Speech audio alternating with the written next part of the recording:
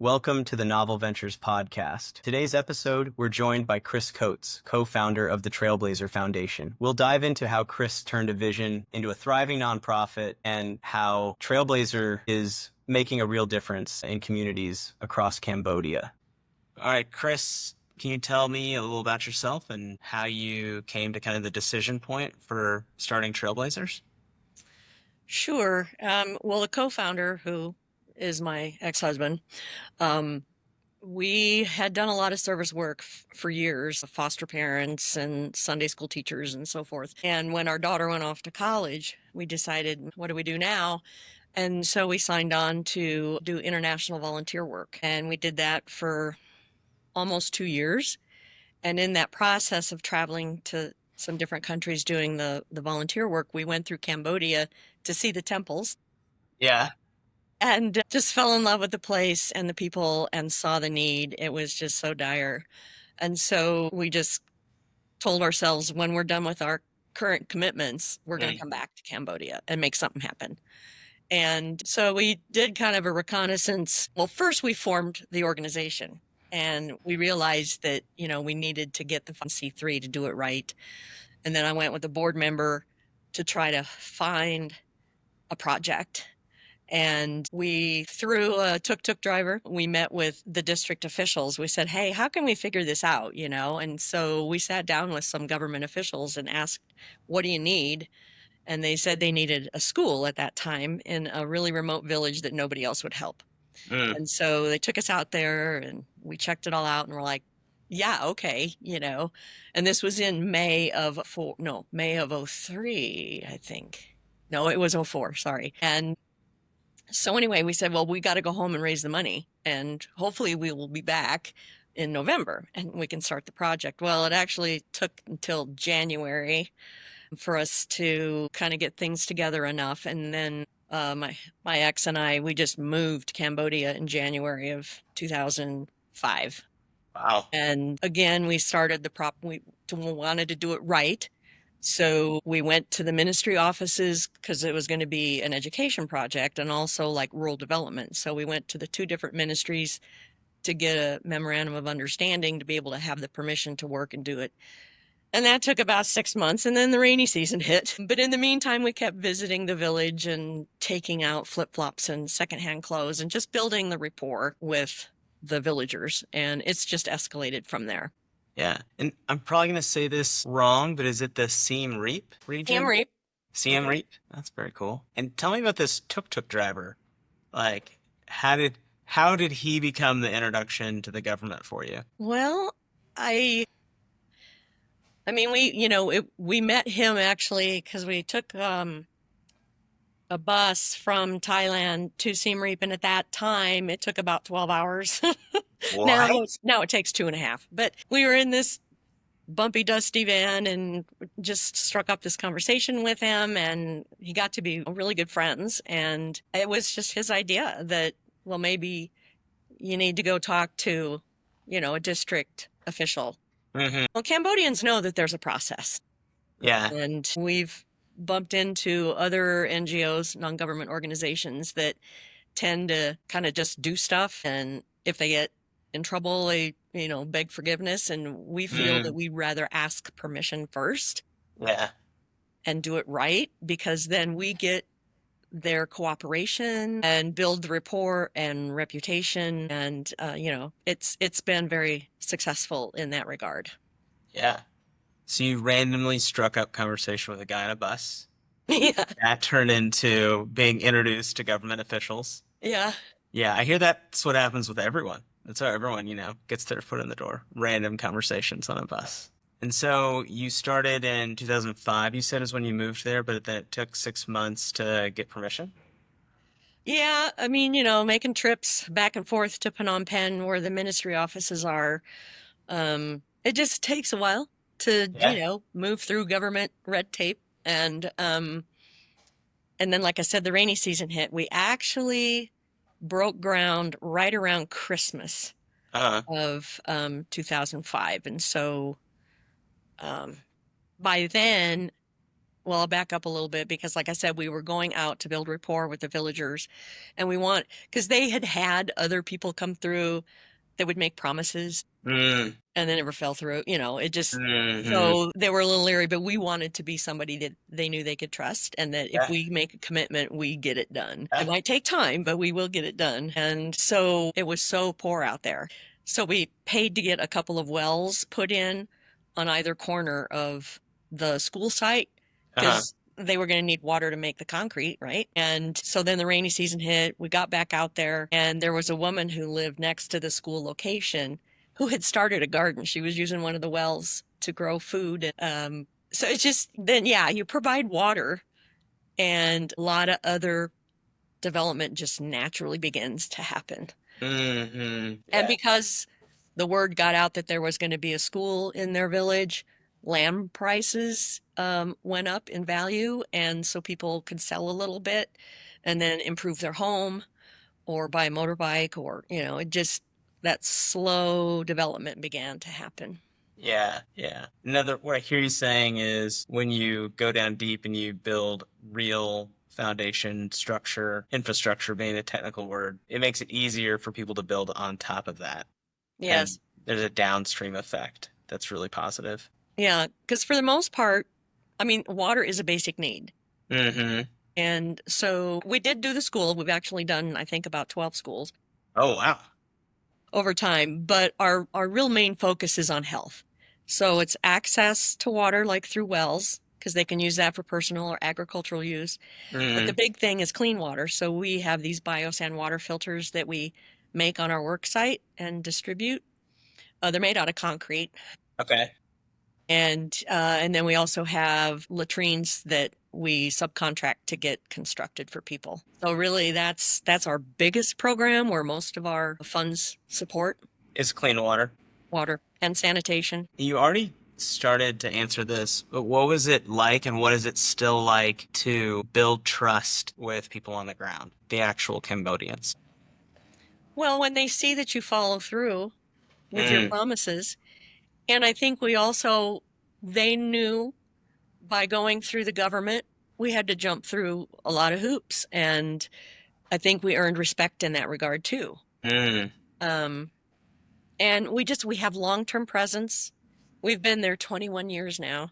yeah. And this initial village, we worked in that village for probably close to 10 years, Wow. making sure that everybody in that village got what they needed as far Yeah. as, water and wells and the filters and latrines. And another piece too is the villagers tell their chief what their wants and needs are. And then through the year, the chief takes that information to the commune level, and then the commune takes it to the district level. And then above that's the provincial and the country. And so, because of our reputation, we get invited to these annual integrated workshops where the district has all this information. And we're one of a handful of NGOs that get invited because of our reputation. Mm, And so then our team goes in there, and all these needs are plastered up around the wall. Well, now they might have them on a screen because they are getting, more technology. yeah. So then that's where the team goes around and says, okay, you need 30 wells in this village and 60 water filters in this village. And so we sign agreements to say we'll get this done in this next year. And so we're not just driving around the countryside and say, oh, I think you need, we're working with identified needs, and then we, facilitate getting those needs met. Yeah, and not just identified needs by another outside party. What I hear you saying is by the Cambodians and their own specific communities. You're getting it from the people who are experiencing this day to day. Yes. Yeah. And I love what you said that when it comes to building trust, it is as simple as we said we're going to do A, and then we do A. That's it. That is a big deal. And then from there, once they're getting healthier because they have clean water and maybe a well to irrigate a garden to have a little more food, they start to think outside the box. And they come to us and say, we want this. Like, we built the school, but the kids didn't have uniforms. So we would do a fundraiser to try to get uniforms for the students, or the students that are in the primary level going to the secondary level, the schools are further apart and they need bicycles. Mm. And so we'll do fundraisers to raise, money to fill a truck and take out 50 or 60 bicycles to those students so they can stay in school. But again, it's driven by what they say they need. And you said that you were in philanthropy or service work before this. Yes. Was it any of those experiences that shaped your desire to help with Cambodia or anything even before then? Yes, I would say that during our international volunteer work, I guess, and especially we went to Kosovo, Mm. and we were working with a newly opened youth center there.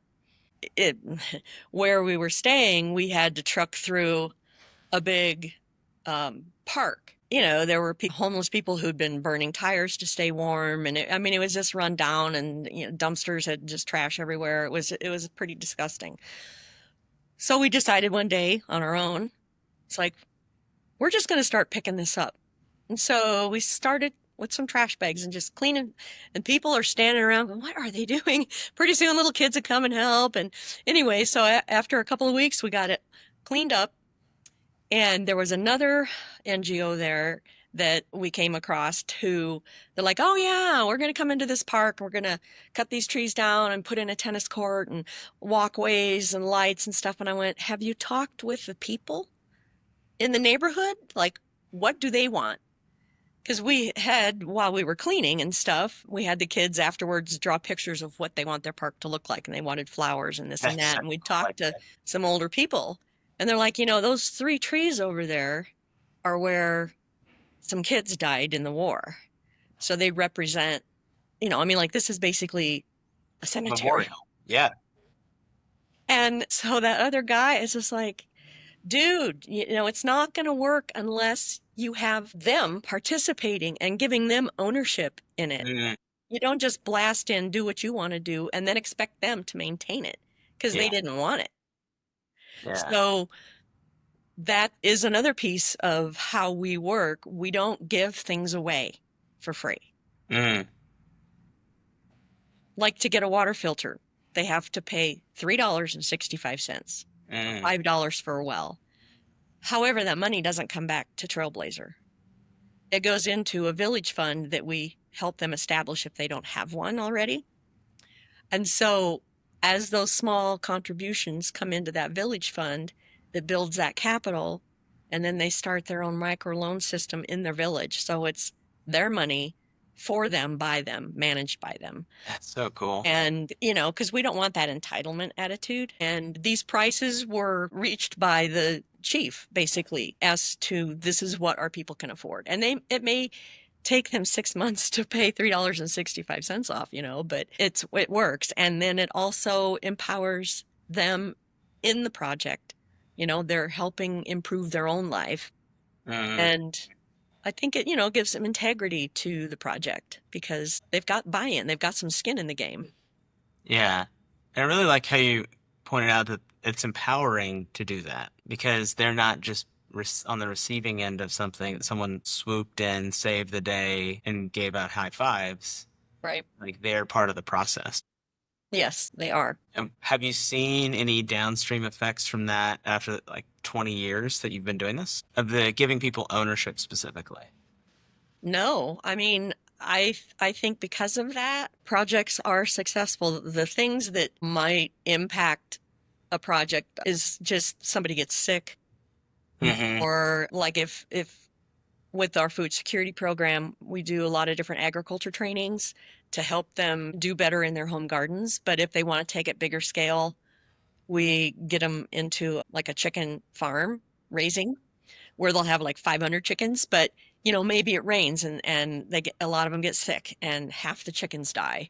Mm. And then, I mean, it's a lot to manage, but if you're poor and you can't afford the chicken feed, then you just kind of give up because the husband's got to go to work and then you just can't manage that. I mean, it's just, there's natural things that happen in any country, but I think because you do empower people more, they try harder because Mm. they want it to work for themselves. And when they have to make that contribution to make it happen, they're going to try harder. Yeah. Yeah, that reminds me, I used to live in Dallas, Texas, and there's a nonprofit there that used to do a Christmas gift giveaway for people who were not as didn't have all the funds to buy Christmas gifts for their kids. And they noticed that when they were giving the kid, when they just showed up and gave gifts to families, the dads were always out of there. Finally, they asked, and that someone fessed up. They said, "Well, the dads are really ashamed. They're embarrassed that someone has to show up and give gifts to their kids because they don't have the means to buy them." And so they switched it around, and now they do a Christmas market where they sell toys and things like that at 5-10% of what you'd pay in a store, and the families love it. The dads are really proud. They get excited because they get to come and pay $1 for a gift, but they're still buying a gift for their kids. And it's a total turnaround on something that was like kind of a net neutral, if maybe not a negative for the dads themselves. Yep. But like our water filters, we've got filters out there that's since 2006 that are still functioning. So, we obviously, with every install, we spend a few minutes going through the proper use and maintenance of it and the importance of it, how this is going to help you get healthy and not have diarrhea and be sick anymore and stomach Uh, issues. And so, and they know they can always call on us if they need any troubleshooting, but usually the chief is the water steward for any kind of troubleshooting in his village. This past year, we actually did go back around and there are some areas that have really high iron content, and it's so fine, but it clogged the sand. And so we I did in we the did water. some, yeah, The iron, water has yeah, iron. in the water. And so when you pour that in the filter, it goes down through the filtration media and it just clogged it up. So Mhm. we actually but they had been in the field like 9-10 years, and we did 50 replacements and 197 reinstalls. So we basically emptied out the old filtration media and put in new, which Rotary Club out of Canada paid for that. So that was Cool. amazing. And that was when? Just this last year. Right on. Yeah. And you kind of already answered this, or you started to answer it. When it comes to starting Trailblazers specifically, or just a nonprofit in general, what are some difficulties that people might not know or they might not expect was a hurdle to get things going? Yeah, good question. Um, I mean, filing with the state to just be a public charity, I mean, that's a lawyer writes up, the document. But be, be getting by getting the 501c3 tax exempt status, that application is it meant we had to go to Cambodia. So that's why the board member and I went to Cambodia, because we couldn't just say we're going to go do this or we want to go and find something. We had to have a specific project. Yeah. So the paperwork for that um, certification was, yeah, a lot and more surprising detail that you had to have um, in order to complete it. And we had to kind of poke the senators like, get this thing through. But I guess that would be one thing, is that look that application over really well if you want to take it to the tax exempt status level, because you will need specifics. Yeah.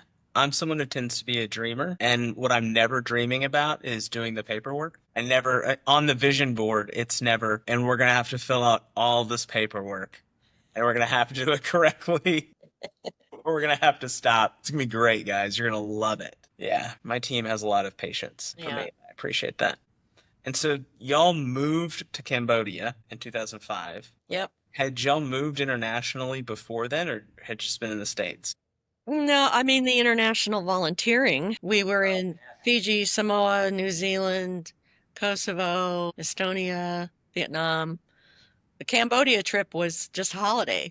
yeah, yeah. So there wasn't any growing pains for y'all to move there. No. And in our other work, we did like 3-month volunteer stints, and we learned there too that it takes about 3 months to get that rapport with people. Mm. to begin to make connections. Mm-hmm. And then we had to leave. So with Cambodia, we were going to just be there. Yeah.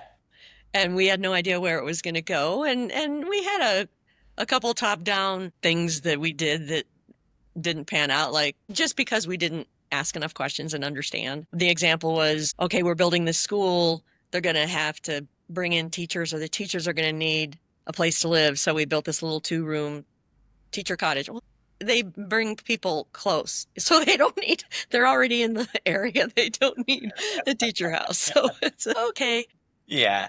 Yeah. Yeah. I get that. But we love travel, and it was just, we just almost felt like in a previous life we had lived in Cambodia or something. It Yeah. just really felt like home.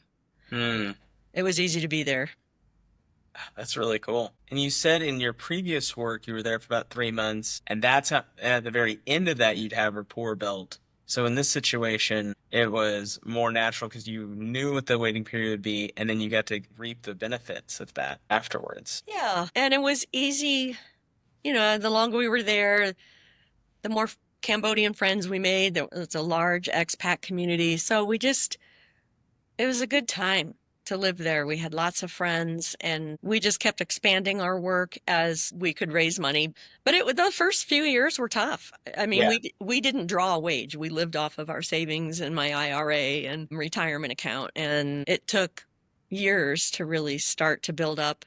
And we couldn't afford to hire really anybody. We had a few expats who volunteered helping us with some things. We did find from the district office, we learned, this guy said, oh, well, my son could maybe help you, and just pay him by the hour. And then he became our director because we don't know how to speak the language. We didn't know how to write up the paperwork, and we didn't know the processes that they had to maybe go through with getting the permissions, with the government or even the village. I mean, we had to get all the villages that those construction trucks drove through. We had to get their permission to drive through their village. No way. I mean, there was just a lot of behind the scenes, and we needed someone who understood all that. And so we hired on this guy on a hourly basis for a while, and then it was kind of half time, and then it finally became full time. And then we hired his wife on to help with some of the bookkeeping. And like I say, things just kind of evolved and grew. And as our projects were being completed and successful, and then we had like a track record, so we could start to do some fundraising and have the statistics, this is the impact we've made. You need to help us have more, type of thing. So it's just evolved and grown, and we've been there 21 years. Yeah. Well, you said the first few years still had some excitement and adventures to it. Can you give me an example or a story? Well, I think, like I said, that first village we were in, we were there for about 10 years helping with things. But when we started making those relationships, and Cambodians can be just so welcoming and warm. They've Mm. got a great sense of humor. Oh my gosh. Yeah. But, they'd invite us to weddings. They would invite us to New Year's celebrations. We just, yeah, it became part of their community, and they're just a lot of fun. So it's nice to have that connection, Hmm. and to be invited into their life. Yeah. What I hear you saying is you weren't treated as outsiders or different, that you pretty quickly were literally part of the community. Yeah. And like every time we came out to check on the project, they'd set up lunch for us at the chief's house. And so, they'd feed us, we'd sit around, and we'd drink some rice whiskey. And yeah, we were part of that community, and it was like family. Yeah. I feel like that's the start of every good project. There's some food, there's some rice, whiskey. Yeah. That's how good things start. Yeah. What is something or what is a hurdle today, not just back when you started? What's like a pain point that people might not guess or assume is part of y'all's day to day? Well, I guess, just having sufficient, consistent funding. Hmm. We had a director before that, a development director that was in charge of a lot of fundraising, had years of experience, tried every idea, every trick he had, and it kind of baffled him that it was really hard to get grants, whether our projects our scope is too small, whether geographically or in just what we're doing, our program. Mm-hmm. But our our annual budget is between $250,000 and $300,000. Mm. And that helps at least 10,000 people a year, maybe more. Wow. So we're making a big impact, and we're, a lot of people are benefiting from our work, and it's simple. And so we do what we do well. And we've been larger, but we've had to scale back because you got to have the funding to do those things. And so we've just scaled back to really focusing on like the water and sanitation and the food security. Like I said, we have built some other schools, but it's because people have come to us and Mm-hmm. wanting to fund the whole project, because that's $100,000 project. Mm. So we don't actively fundraise for that because it's challenging enough to keep the filters and the wells going and paying 11 staff on the ground. So yeah, funding for whatever reason to Cambodia, just I don't know. Yeah. I mean, people are into water. They like that, but Yeah. um it's been challenging to get grants. That's tough. Rotary has been amazing. We've had Rotary clubs across this world that have supported us, and they have been real a value in our fundraising efforts. Hmm. So you said that grants have not been as easy to get, but at the same time, if I'm doing the math right, you are helping people for like $30 a year. Like you're changing someone's life in a year for $30. Yeah. That feels really efficient to me. So what are the kinds of fundraising that you're doing currently? What would you say is working about that, not working about it? Well, of course, as probably with everybody, social media. Yeah. So we do Facebook, Instagram, LinkedIn. We have a couple board members that are in kind of the marketing design world. And so we prepare up like just simple appeals, and then they get emailed, or a few people get them hard copy. But we have our newsletter that I do about 3 times a year that has a soft ask in it. Uh-huh. But otherwise, we're also on lots of other platforms like Global Giving, Buy One, Give One, Donor See. So we're on several platforms that have a pretty steady donation income. So, Yeah. and I've actually just this morning had another platform asking to sign on to them in a donation partnership. So, um, I think it's, getting the word out there. And a lot of our donors actually started as volunteers. Mm. And so, they're there, they get their hands dirty, they're getting into the village, and they're seeing who we're impacting and how we're impacting. They go out on a filter delivery and have lunch with the family.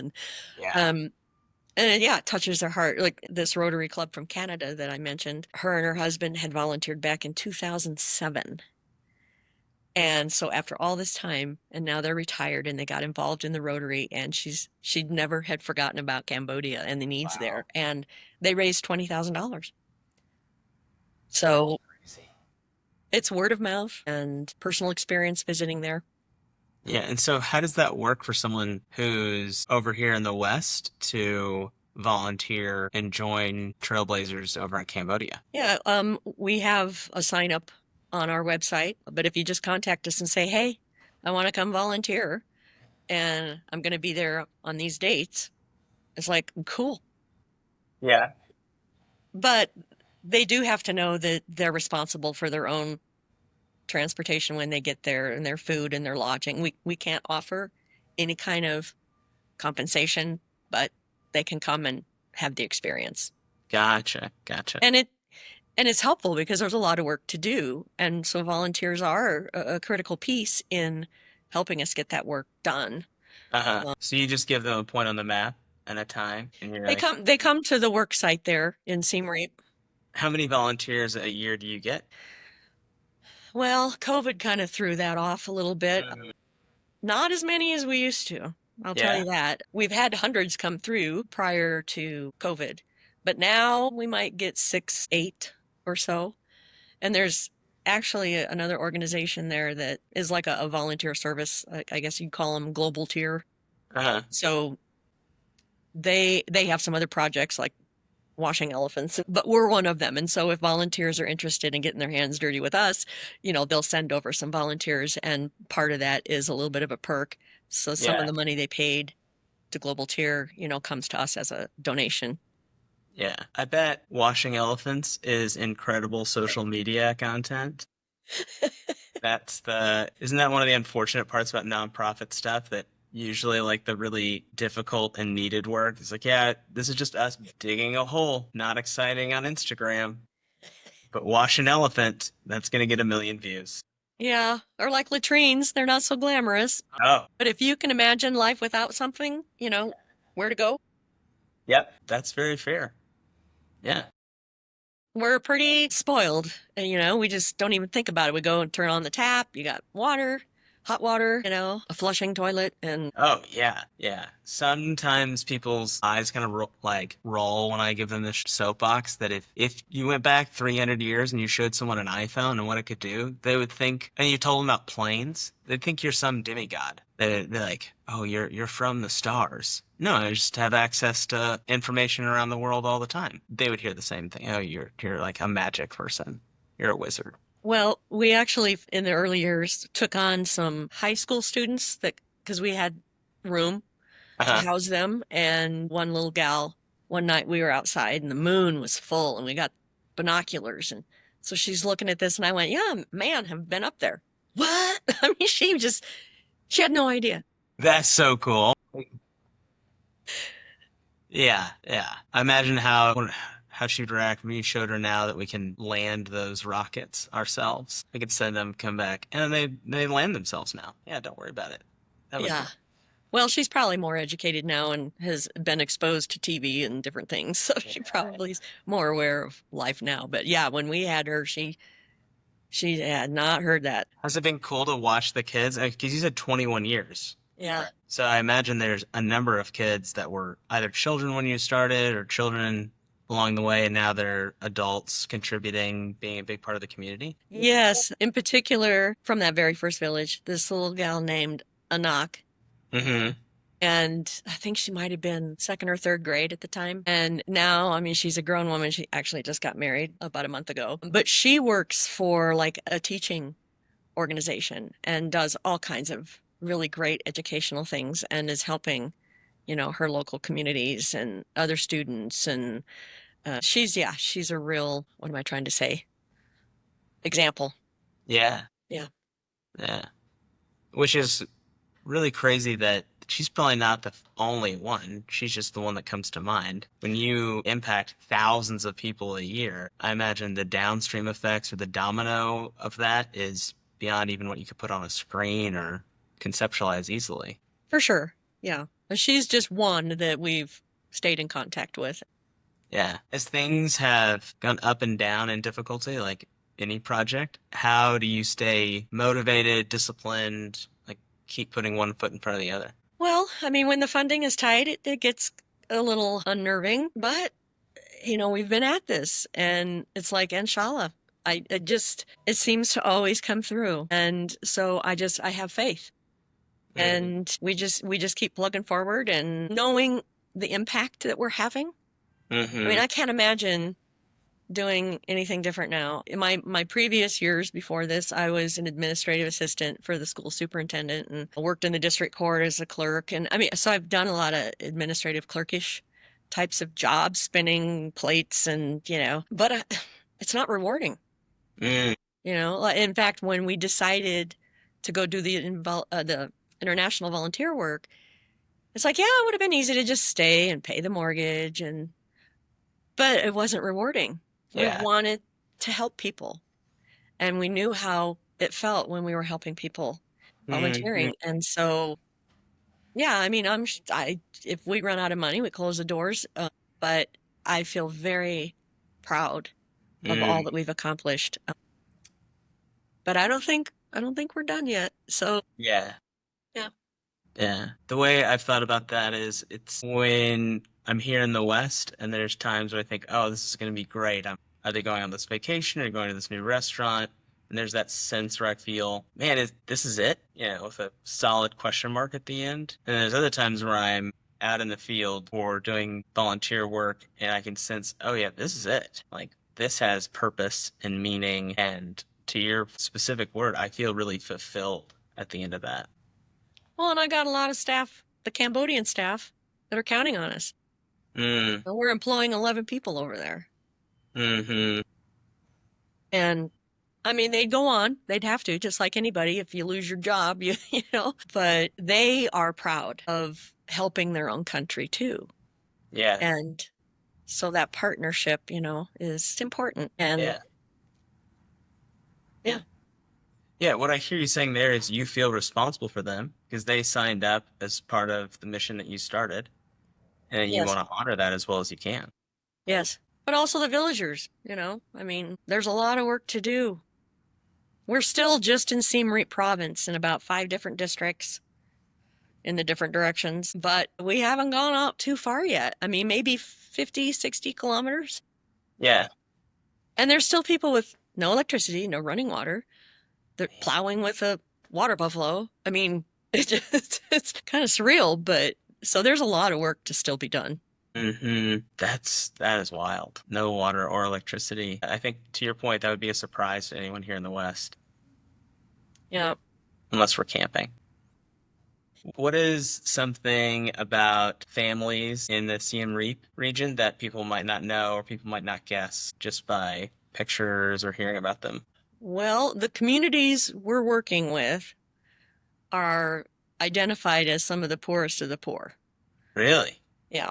The husbands might be a tuk-tuk driver or, motodop or whatever, but they are still just, like I said, there's no electricity, no running water, and life is tough, and they're maybe making around $1 a day.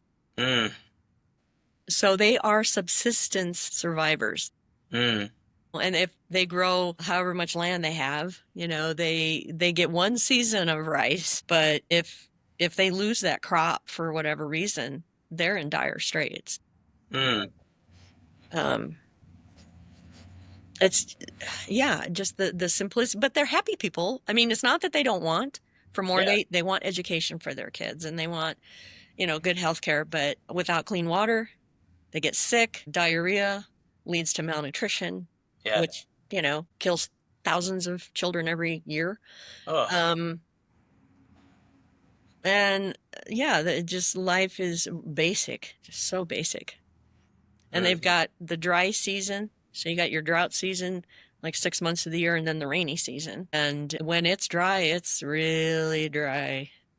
So unless they have like a well, water's going to be really scarce because they'll get it from, I mean, maybe they've had some big jars for rain catch. uh-huh. But otherwise they dig what they call traditional pit wells. They'll just dig a big deep hole in the ground. And when it rains, the water runs in there, but along with everything else that's out Right. there in the field because they don't have sanitation. So you get, fecal matter. It just, even if you strain it and boil it, it's not safe to drink. But what do? You know, your Mm, kid's thirsty. Mothers need water, they need to drink, consume water if they're breastfeeding mm, to stay hydrated. And, you get out there in these villages and they're living in little thatch huts and it's pretty eye opening. yeah. Is that kind of a hard shift psychologically or emotionally to come from a place where comparatively we're very wealthy here in the West to then be like on the ground with people who are really struggling in the most basic sense? Well, I think in our travels, I've seen enough. It doesn't necessarily shock me anymore. Probably did at the beginning because well, I guess that's why when we saw it the first time in 2002, Yeah. it was like, wow. I mean, it was night and day coming from Bangkok to Siem Reap. That was eye opening for sure. But, and I would think that if people haven't been exposed to that in other areas, I mean, you hear about Africa and you hear about, other countries that struggle like that. And yeah, I mean, anytime you're exposed to something new like that, it's going to be eye opening and hopefully it would touch your heart to want to help. Hmm. And you said earlier that even in light of those struggles, that they're really happy and funny. They Oh, have a great sense of humor. yeah. Can They you give love me, playing jokes on you oh my gosh. Do you or have on any each other. stories or examples of that? Oh gosh. Uh, it's been so long. But sometimes you just do stupid things, you trip or whatever, and they think it's funny. Or I mean, just little life Yeah, things. They crack up. Yeah. yeah, I can't think of an example. It's been too long now. it's okay. I'm sure at 5 minutes after we hit stops, one just like click. And so you said that right now, when it comes to fundraising, there's not as easy as it was because you have less people who are coming to volunteer, so there's less exposure to the organization. Well, I don't know if I mean, it's always been a challenge, fundraising. I think any nonprofit you talk to, um, that's that's always first and foremost, and a lot of the work that you're trying to do because it takes the money to do the work. And I don't know. I think it's just the social media probably has helped expand our exposure. Hmm. And so things are, and I think all the different platforms for donations has increased a lot. And so I don't know that I would say it's any harder or less hard or whatever. It's still happening. Yeah. I mean, in the beginning, like I said, we burned through our own resources financially because Hmm. we were just so new. We had no history. Yeah. So until we could really get a couple projects under our belt to then fundraise. Yeah. Yeah. I get you. Yeah. Someone wanted to learn more about your organization or how they can help, where would they do that? At our website, the trailblazerfoundation.org. And is there any specific things that you would want if someone misses this from the website, or if they didn't hear this, what are like the key things people should know as they consider helping Trailblazers? Well, if they come and volunteer, they're going to definitely have an experience that they'll never forget. Yeah. And they'll be helping make a huge, significant impact in the lives of poor rural villagers. So what I hear you saying is you'd almost recommend that instead of someone just start giving, they should come and volunteer and see things in person. Well, that definitely would make a big impact for their own life, but of course the giving is kind of a necessary piece too. Volunteering, I think anywhere gives you just a different perspective on Hmm. life. There's so much to learn from other people. Yeah. It's beneficial in many respects for your own self, for opening your eyes to what else is in the world, Hmm. and then how you can help make a difference. Yeah. Yeah. I was watching a Instagram clip the other day, and part of my background is I'm a believer, and the guy was talking about the part where Jesus says, everyone who wants to keep their life will lose it, and all those who lose their life will find it. Yeah. And that guy said, that's not a command, that's just an observation about how life works. That for all the people who are trying to maximize their circumstances to 100%, as someone who's tried that many times, you end up just feeling this like want all the time. Like there's like almost less and less the more you try and grab. But the more you give, the more you help other people, you feel like somehow you have more and more. Hmm. Which I feel like I'm not saying that specifically to you. I feel like I'm preaching to the choir and should be listening to your view on that. That's just the way I tend to see things. No, I would agree. You don't store up treasures here on earth because you Mm, can't take it with you. no, But yeah. when you're helping another person's life, that's rewarding. And Hmm. yeah, that's to the heart. Yeah, Yep. yeah. I agree with that. Well, I think that's that. I know we've gone well past our initial time. I appreciate your patience with that. Yeah, When they no worries. initially said 30 minutes, I said, I don't know how to have a 30-minute conversation. Well, and I could probably talk for hours, so you'd have to. My gosh, don't tell me that, Chris. We're gonna do this again in a couple of weeks. Don't tempt me with a good time. Yeah, I'm the guy who gets a 45-minute meeting invite. I'm like, no, let's book some extra time. Yeah. Let's add some off after that. Chris, is there anything that we didn't talk about or didn't hit on that you really want to discuss or mention? Nah, not really. I mean, I think what makes Trailblazer unique is the fact that we use that participatory model Mm-hmm. of implementing our programs Yeah.